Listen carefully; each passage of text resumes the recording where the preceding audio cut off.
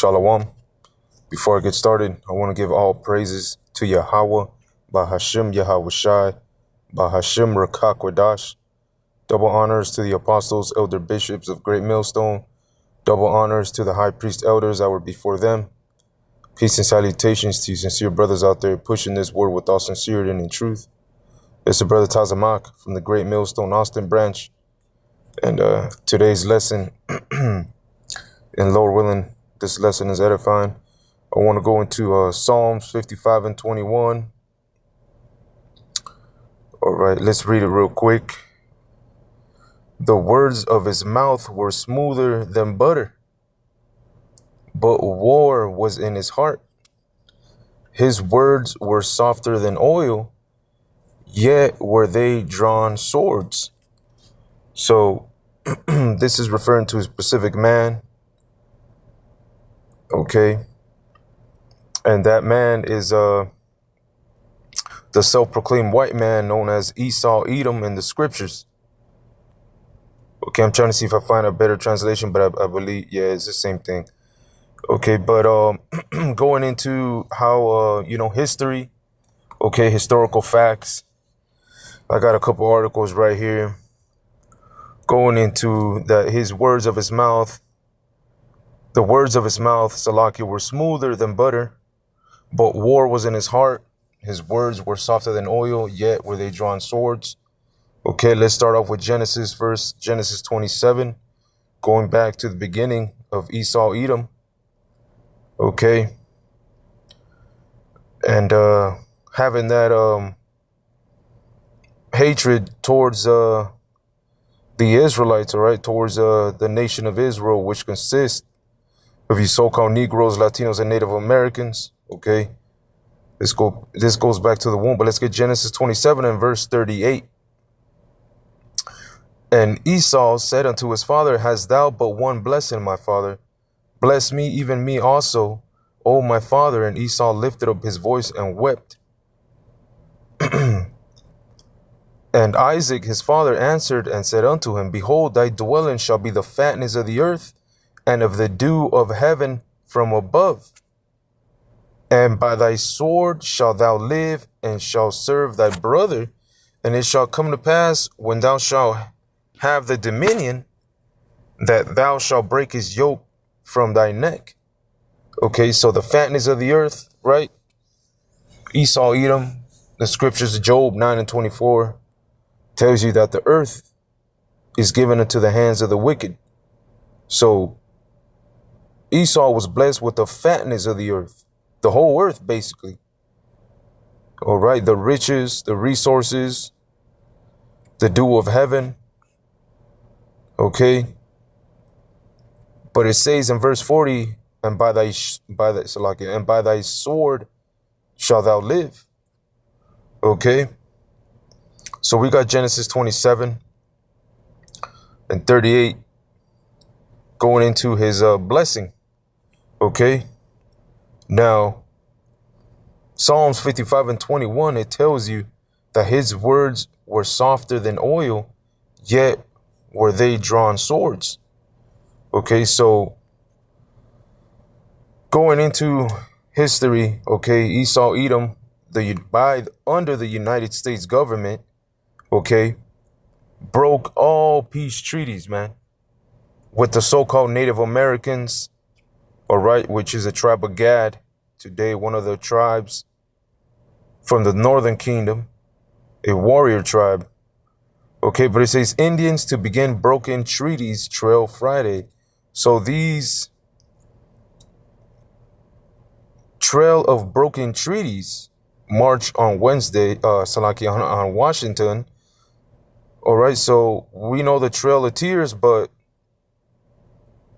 nothing's really. I'm just coming to find this out. I know the Trail of Tears, but I'm guessing it was maybe called Trail of Broken Treaties. Okay, but once again, let's go to the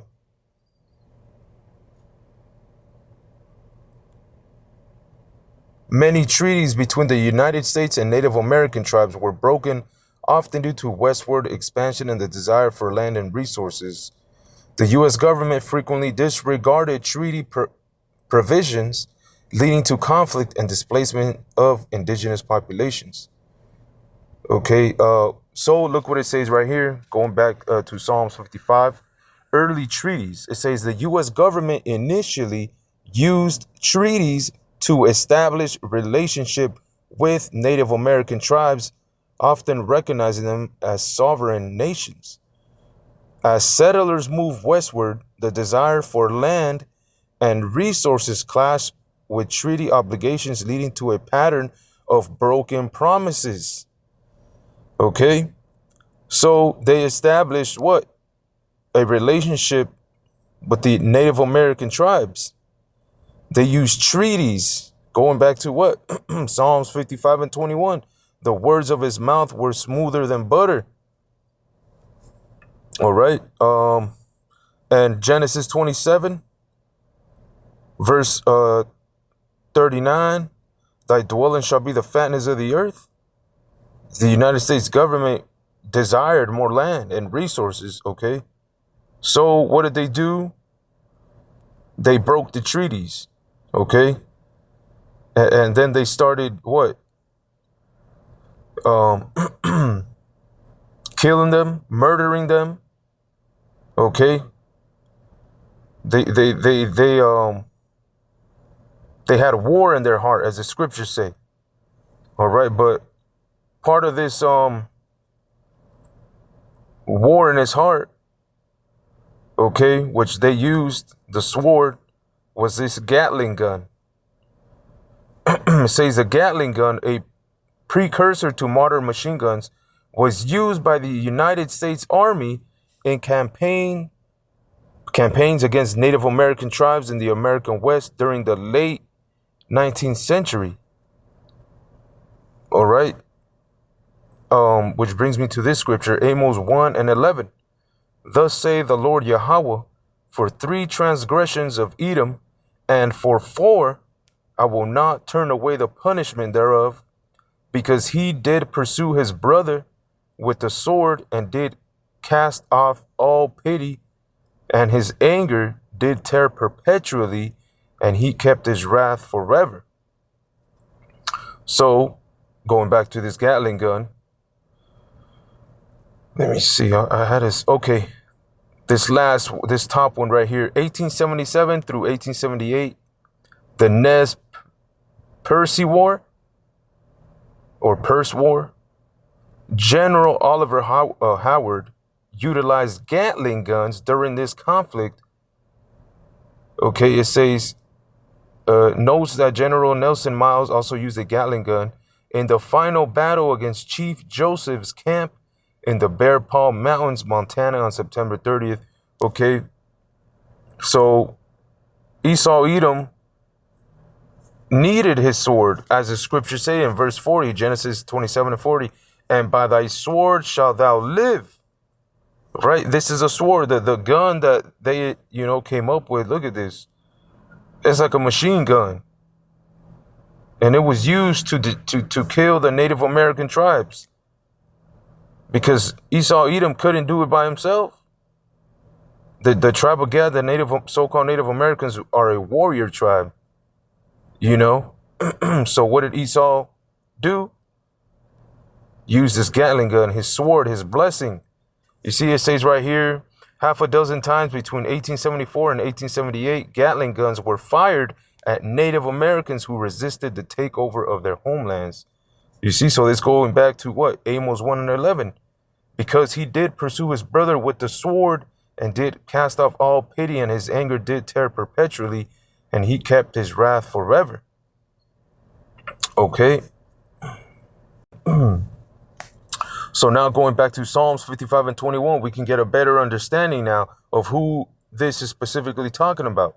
The words of his mouth were smoother than butter, right? Did they not break all the peace treaties they had?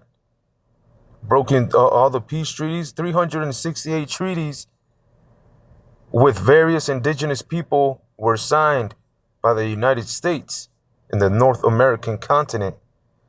All right, so they were the settlers. They came. Okay,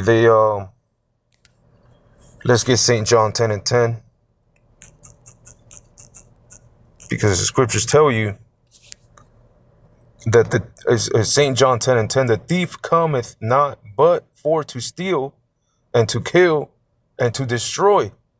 I am come that they might have life and that they might have it more abundantly through Yahushua HaMashiach. So the thief Esau Edom came to steal, kill, and destroy. Okay, but like I said, going back to Psalms 55:21, the words of his mouth were smoother than butter.